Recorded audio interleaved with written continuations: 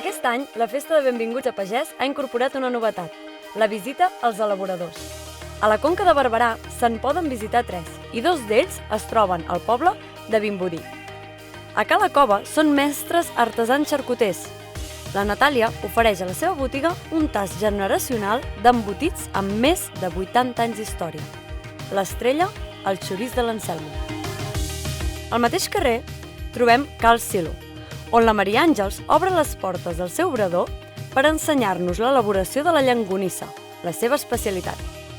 Un procés on combina des del mètode més tradicional al més innovador. I si ets formatger o formatgera, no et perdis la visita a Formatges Sant Gil del Vió.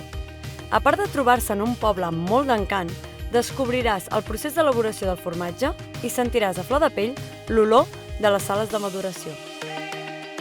Aprofita la festa de Benvinguts a Pagès per conèixer el dia a dia dels elaboradors.